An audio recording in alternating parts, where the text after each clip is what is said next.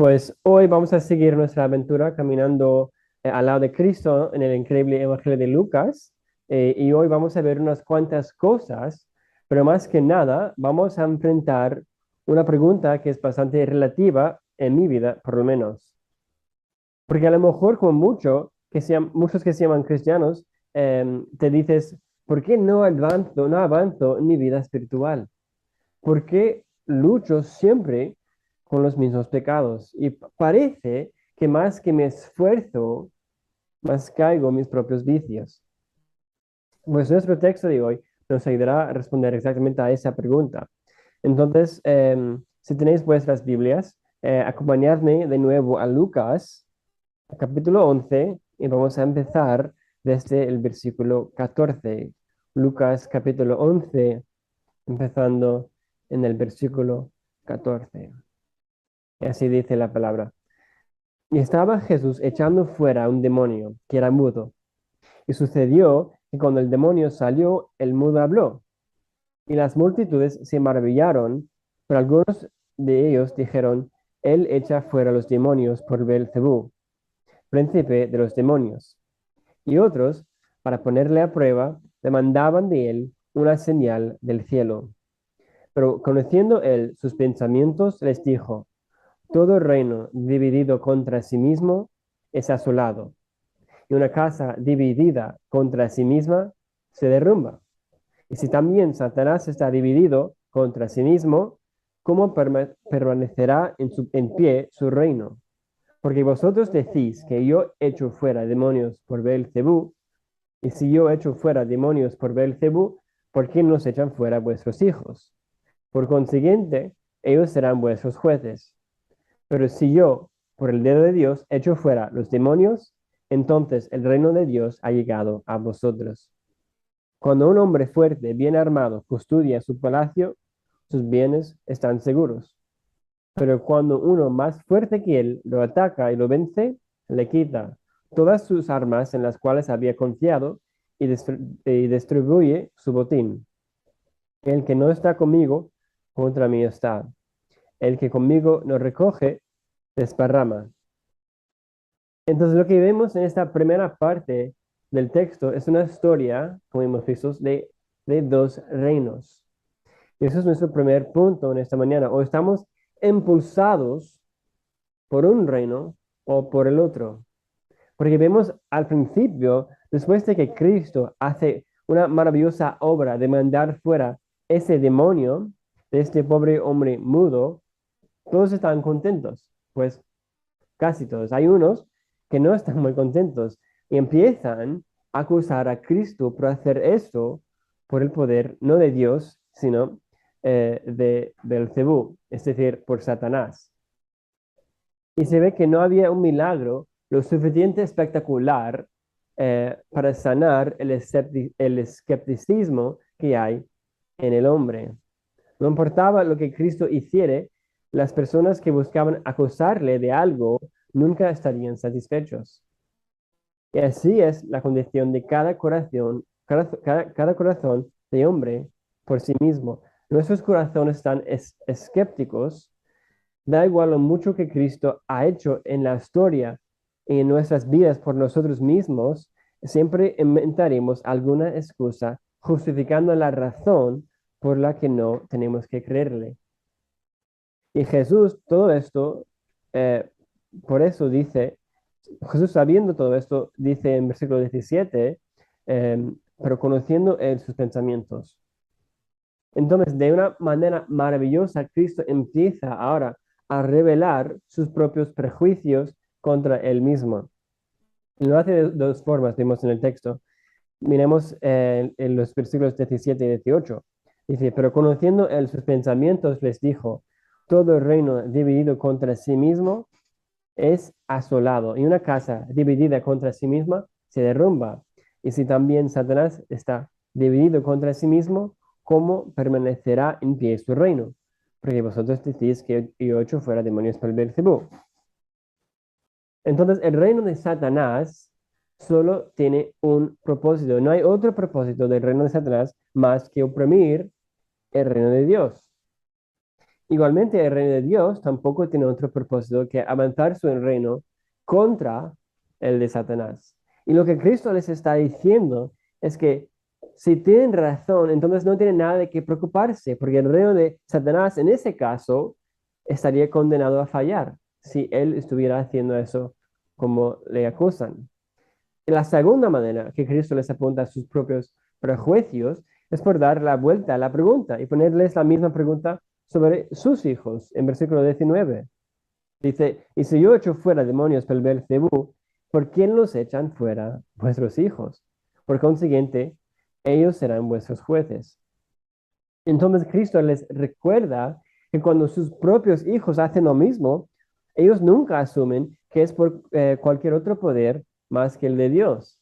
¿Y por qué? Porque desde el principio ellos siempre tendrán una tendencia de creer a priori lo que quieren creer. Lo que Cristo nos ha mostrado en todo este evento hasta ahora es que existen dos reinos. Por lo tanto, hay dos tipos en este mundo de personas. Personas impulsadas por el reino de Satanás y otras impulsadas por el reino de Dios. Y eso es el clave que vemos en versículo 23. Dice, el que no está conmigo, contra mí está. Y el que conmigo no recoge, desparrama. Y no es esto lo que nos dice también Cristo en Juan 8, 43 y 44, cuando está regañando a los fariseos, y que dice, ¿por qué no entendéis lo que digo? ¿Por qué no podéis oír mi palabra? Sois de vuestro padre el diablo, y queréis hacer los deseos de vuestro padre. Él, Satanás, fue un homicida desde el principio y no se ha mantenido en la verdad porque no hay verdad en él. Cuando habla mentira, habla de su propia naturaleza porque es mentiroso y el padre de la mentira.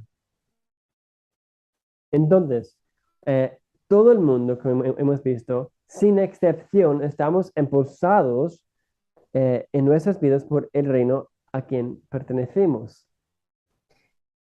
Y por eso, cuando estas personas que están acusando a Cristo aquí de obrar por el poder de Satanás tienen tantos prejuicios, es porque a priori, desde el principio, son ciegos, sordos de la obra de Dios y están en contra del reino de Dios. El que no está conmigo, contra mí está. Entonces, si queremos entender todo lo demás que Cristo dice en esta sección, tenemos que tener esto clarísimo. Que Cristo nos habla de dos reinos, el de Belcebú, de Satanás, y el de Dios. Y todo el mundo está dividido en estos dos reinos. Y todo lo que hacemos viene del reino a quien pertenecemos, sin excepción. Eso es lo que hemos visto hasta ahora. Y si queremos entender por qué hacemos lo que hacemos y por qué nos encontramos atascados en nuestras vidas espirituales, entonces tenemos que empezar con este principio. Ahora, ¿qué es todo eso que Cristo dice luego sobre un hombre fuerte en versículos 21 y 22? Mira conmigo, am, versículo 21. Cuando un hombre fuerte, bien armado, custodia su palacio, sus bienes están seguros. Pero cuando uno más fuerte que él lo ataca y lo vence, le quita todas sus armas, en las cuales había confiado, y distribuye su botín. Entonces, esto es nuestro segundo punto en esta mañana. El poder del hombre más fuerte. Si eres parte del reino de Dios hoy, entonces esta es la razón. Esto es nada más del evangelio mismo. El reino de Dios ha vencido el de Satanás porque el rey del reino de Dios es más fuerte que el rey del reino de Satanás. Y la única esperanza que tienes para vencer y librarte del reino de Satanás es porque él es más fuerte que aún el hombre fuerte. No hay nada que tú puedes hacer para librarte de ese reino. Si Cristo no viene para atacar y vencer el reino diabólico sobre tu vida, nunca podrás escapar porque por tu propia voluntad, persigues todo lo que el reino de Satanás te ha prometido y más que nada tu propia gloria. Y como he dicho, es nada más que un reino diabólico. Es el concepto que nos ayuda a entender lo que Cristo dice después que llega al corazón de nuestro texto. Mirad el versículo 24. Cuando el espíritu inmundo sale del hombre, pasa por lugares áridos buscando descanso, y al no hallarlo, dice, volveré a mi casa donde salí. Y cuando llega, la encuentra barrida y arreglada. Entonces va y toma consigo otros 7 espíritus peores que él. Entrando, moran ahí, y el estado final de aquel hombre resulta peor que el primero. Aquí tenemos un hombre que le sale un demonio, ¿vale? Pues después parece que tiene todo en orden, pero todavía su vida está vacía y solo logra hacerle más vulnerable a peores ataques diabólicos. Y los intentos de uno solo, sin el hombre fuerte, que hemos dicho es Jesús, resultan vanos. Más que esta persona a quien el demonio ha salido intenta librarse, más se esclaviza y más se condena. Y los que están en el reino de Dios no solo viven por Dios, pero están llenos de Él, por su Espíritu. ¿No es eso lo que leímos la semana pasada eh, en este capítulo, mirando el versículo 13? Mira que dice, pero si vosotros siendo malos sabéis dar buenas dádivas a vuestros hijos, cuánto más vuestro Padre Celestial dará el Espíritu Santo a los que se lo pidan. Este hombre está arreglado y barrido, pero todavía está vacío. Él es el Espíritu Santo que nos llena y nos protege para que no estamos vacíos, sino llenos de su poder. Y los del reino de Dios tienen esta protección. Y es una protección de nosotros mismos, nuestros antiguos hábitos, deseos y ídolos. Entonces, si estás luchando con el mismo pecado, lo primero que tienes que preguntarte es si eres del reino de Dios o del Satanás, o sea, de este mundo. Y si el hombre más fuerte o sea, tu antiguo rey ha entrado en tu vida de verdad y ha vencido ese hombre fuerte, entonces, si no, entonces no hay nada que puedes hacer, si no es ese caso, para cambiarlo y todo lo que puedes hacer es empeorar como ese hombre con 7 más demonios, empeorar su situación hasta tu propia muerte eterna. Y no hay nada que puedes hacer más que arrepentirte y rogar por la misericordia de ese hombre más fuerte, Cristo Jesús, sobre tu vida.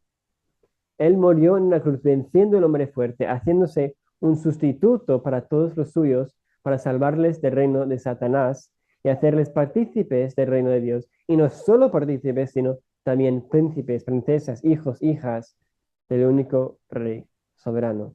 Y si eres cristiano, solo estás intentando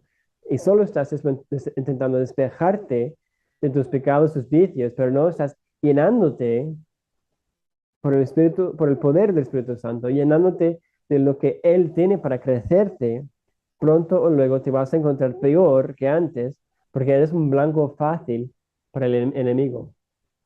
La guerra está decidida, pero seguimos en la batalla hasta el final. Tu enemigo no se rendirá hasta el complemento de todo, como hemos visto aquí. El crecimiento espiritual entonces no es simplemente una cuestión de vaciarte, sino también llenarte. Es una cuestión de arreglarlo todo, ordenarlo todo, si no estás llenándote por el poder del Espíritu Santo. Y no puedes tener uno sin el otro, porque solo te encontrarás aún más frustrado si solamente estás vaciándote, intentando quitar pecados sin llenarte de lo que Dios tenía para ti. ¿De qué tipo de cosas te estás llenando en tu vida diaria entonces? En las palabras del puritano John Owen, mata el pecado o él te matará a ti. Miramos lo que dice Pablo en Romanos 8. Romanos 8, 12 a 16. Y dice, así que hermanos, somos deudores no a la carne, para vivir conforme a la carne, pero si vivís conforme a la carne, habréis de morir, matar. Pero si por el Espíritu hacéis morir, matas, digamos, las obras de la carne, viviréis. porque todos los que son guiados por el Espíritu Santo, los tales son hijos de Dios. Pues no habéis recibido un espíritu de esclavitud para volver otra vez al temor, sino que habéis recibido un espíritu de adopción como hijos, por el cual clamamos, Abba, Padre. El Espíritu mismo da testimonio a nuestro espíritu de que somos hijos de Dios. Si eres un cristiano de verdad, el Espíritu Santo no puede dejarte en paz. Y tenemos el deber de hacer morir, de matar las obras de la carne en nuestras vidas. Y eso es solo posible por el Espíritu Santo guiándonos. Entonces, ¿qué te está guiando en tu vida ahora mismo? ¿Qué es lo que te meditas en tu tiempo libre? ¿Qué es lo que atesoras en tu vida más que nada? ¿Estás pidiendo que el Espíritu Santo te guíe hasta tu corazón o te has dejado vulnerable de un ataque del enemigo ahí en esa área? Como ese hombre es que sale un demonio, pero luego vacío es peor después de antes.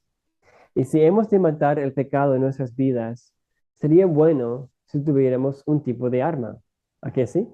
Entonces volvemos a Lucas para ver qué tipo de arma debemos usar y cómo debemos llenarnos para que no estemos vacíos. Versículo 27 dice en Lucas 11, y sucedió que mientras decía estas cosas, una de las mujeres en la multitud alzó su voz y le dijo, dichosa la matriz que te concibió y los senos que te criaron. Pero él dijo, al contrario, dichosos los que oyen la palabra de Dios y la guardan. ¿Quién son los dichosos aquí? ¿Los que tienen una afiliación familiar con Cristo? ¿Los que pasan tiempo con Cristo? No, los que oyen la palabra de Dios y la guardan. Hebreos 4:12 dice esto de la palabra de Dios, porque la palabra de Dios es viva y eficaz y más cortante que cualquier espada de dos filos. Penetra hasta la división del alma y del espíritu, de las coyunturas y los tuétanos, y es poderosa para discernir los pensamientos y las intenciones del corazón. Como dije antes, si tenemos el deber de estar guiados por el Espíritu, matando el pecado en nuestras vidas, ¿qué mejor arma que una espada? ¿A que sí? El Espíritu Santo y su palabra nunca se pueden separarse el uno del otro. De hecho, Pablo la llama en Efesios 6:17 la espada del Espíritu, que es la palabra de Dios. La espada del Espíritu, que es que la palabra de Dios. Si pides que el Espíritu Santo te llene y te guíe tu corazón y tu mente, pero no estás utilizando la arma y el instrumento que Él mismo inspiró y te dio para ese mismo propósito, no te debes sorprender que te encuentres perdido. Y es por su palabra que podemos ver su gloria y reflejar más y más de quién es. Es por su palabra que conocemos personalmente ese hombre más fuerte que ha vencido nuestro antiguo jefe y podemos conocer todo lo que hizo por nosotros. Y es por su palabra que no solo los defendemos, más bien atacamos y hacemos la guerra contra toda promesa falsa que nos decimos a nosotros mismos, que el enemigo nos dice, que este mundo nos dice. Y esto era la arma preferida de Cristo mismo, de hecho, cuando fue tentado en el desierto, como un ejemplo para nosotros. Miremos rápidamente a Lucas 4. Lucas 4, empezando al principio, dice, Jesús lleno de qué? Lleno del Espíritu Santo. Es interesante, ¿de qué está lleno? El Espíritu Santo. Y luego vemos qué pasó. Volvió al Jordán y fue llevado por el Espíritu en el desierto por 40 días, siendo tentado por el diablo. Y no comió nada durante esos días pasados, los cuales tuvo hambre. Entonces el diablo le dijo, si eres hijo de Dios, di a esta piedra que se convierta en pan. Jesús le respondió, escrito está, no solo de pan vivirá el hombre. Y llevándole a una altura, el diablo le mostró en un instante todos los reinos del mundo. Y el diablo le dijo, todo este dominio y su gloria te daré, pues a mí me ha sido entregado, y a quien quiero se lo doy. Por lo tanto, si te postras delante de mí, todo será tuyo. Respondiendo, Jesús le dijo, escrito está, al Señor tu Dios adorarás y a Él solo servirás. Entonces el diablo le llevó a Jerusalén, le puso sobre el pináculo del templo y le dijo, si eres hijo de Dios, lánzate abajo desde aquí. Pues escrito está, a sus ángeles te encomendará para que te guarden y en las manos te llevarán, no sea que tu pie tropiece en piedra. Respondiendo Jesús le dijo, se ha dicho, no tentarás al Señor tu Dios. Entonces hemos visto cómo Jesús, lleno del Espíritu, y cómo Él vence al enemigo por la palabra y las promesas de Dios, diciendo que escrito está. Y no solamente usando la palabra, sino también el enemigo también sabe la palabra, como hemos visto, y sabe cómo tuercerlo, sabe cómo manipular la palabra.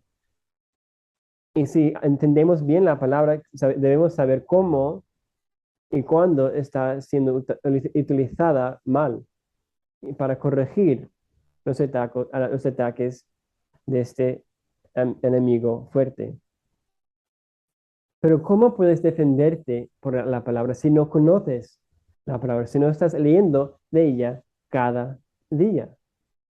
Cada día estás entrando en una batalla contra tu carne, el enemigo, y el enemigo sabe manipularla. ¿Estás entrando en esa batalla preparada o no? O estás dejando que el enemigo convencerte que hoy no hace falta, ya me relajo un poco. Porque esto tampoco es una lista en que haces un check al principio del día, que has leído tu Biblia, te has tenido tu tiempo de paz, de silencio, tu tiempo de devoción devocional. Los dichosos según Cristo no son los que solo oyen la palabra, sino los que oyen y la guardan. No solo tengo que estar en la palabra, sino que la palabra tiene que estar en mi corazón, dentro de mi cabeza, transformándome, como dice Pablo en Romanos 12. Esa es la razón de cada domingo leemos de la palabra para que corporalmente, juntos, podemos recordarnos de quién es nuestro Dios y quién somos nosotros gracias a su evangelio, gracias a Cristo, gracias a ese hombre que era más fuerte, que vino y entró y venció. Porque cada día y cada semana olvidamos quién es Dios realmente y quién somos nosotros. Y te digo, absolutamente cada lucha y cada pecado en tu vida viene de esas dos cosas, de olvidar quién es Dios y quién somos nosotros por su gracia. Y cuando estemos en su palabra, transformando nuestras mentes día tras día, no solamente haciendo el check, cumpliendo el deber, sino intentando guardarlo, intentando, como hemos leído en Hebreos, dejar que eso destierne nuestros pensamientos, nuestros corazones y ver el corazón de Dios, compararlo con nuestro y ver cómo me puedo cambiar.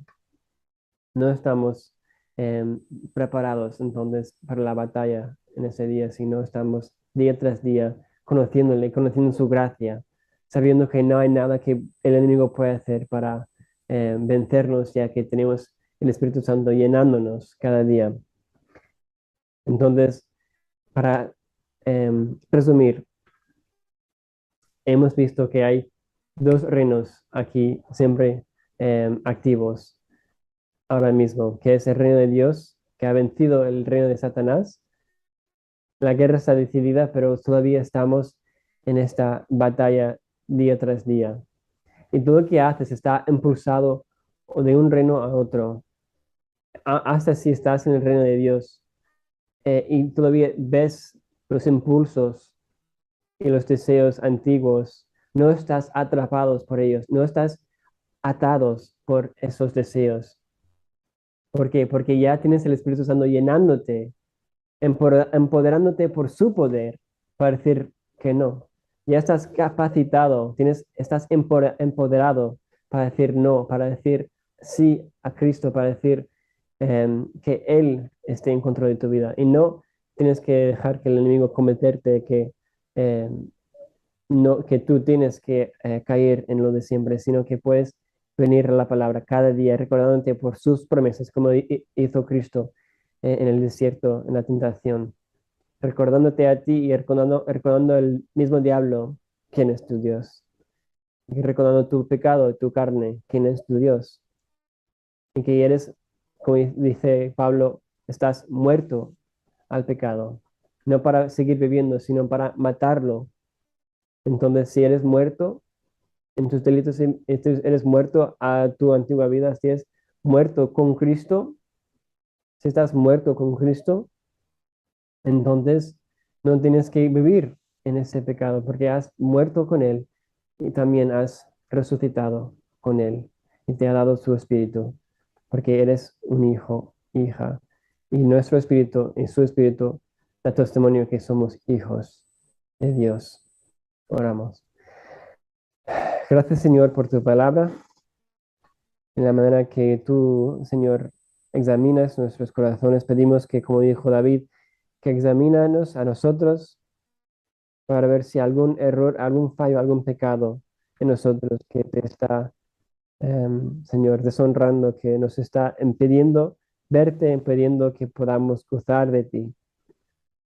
Que después de todo lo que haces por nosotros, lo último que queremos hacer, Señor, es que pecar contra ti, Señor.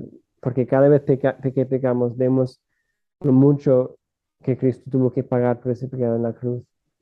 Y si de verdad somos hijos de Dios, somos hijos tuyos, Señor, no podemos estar quietos, no podemos estar tranquilos con eso. Ayúdanos, Señor, de darnos cuenta de las cosas que debemos estar ya nadando en esos días y cosas que nos puede ayudar a concentrar en ti, en tu palabra. Que tu palabra sea la espada que usemos, Señor, para conquistar y para atacar cada pecado, cada tentación, Señor, arrastrando cada pensamiento para Cristo, Señor, en nuestra cabeza, en nuestros corazones, Señor. Que cada vez que surge, Señor, hasta que sale de la boca, hasta que nos impulsa a hacer lo que sea, Señor, que desde el principio meditemos en ti, Señor, y que cortamos los pecados desde las raíces, Señor, y que tú nos enseñes esas raíces por tu palabra y tu espíritu que actúan juntos, Señor. Gracias por tu amor, que es más grande que nos podemos imaginar. Ayúdanos no solamente a oír de ti cada día, Señor, sino también buscar guardar tu palabra en nuestros corazones día tras día. Bendita sea tu palabra en nuestros corazones en esta semana, Señor. En tu nombre, Jesús. Amén.